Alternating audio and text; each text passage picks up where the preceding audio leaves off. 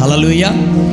ఎన్ని మాటలన్నా సరే అవన్నీ నేను దేవునికి అప్పగిస్తున్నాను, మీకోసం నేను ప్రార్థన చేస్తున్నాను. దేవునికి స్తోత్రం. హల్లెలూయా. మీకోసం నేను ప్రార్థన చేస్తున్నాను.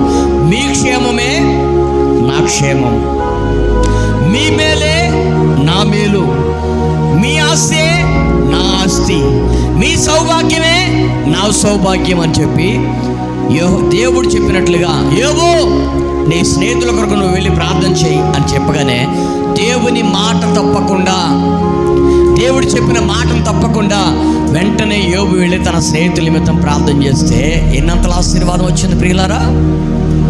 ఎన్నంతల ఆశీర్వాదం వచ్చింది? రెండంతల ఆశీర్వాదం.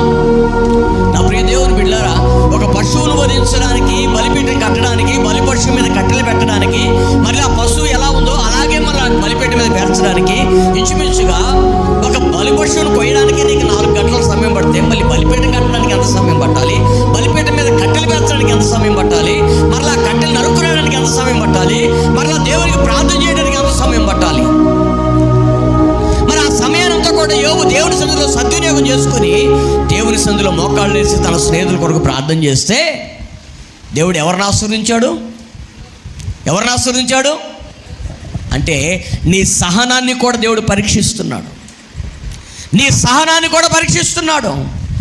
నీవు దేవుని సన్నిధిలో సహనం కలిగి ఉంటావా, ఉండవా? దేవుని సన్నిధిలో సహనం కలిగి ఉండడం నేర్చుకుంటున్నావా లేదా?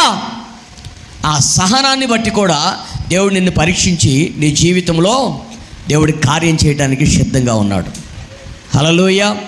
కార్యం చేయడానికి సిద్ధంగా ఉన్నాడు నీ సహనాన్ని చూసి. అందుకనే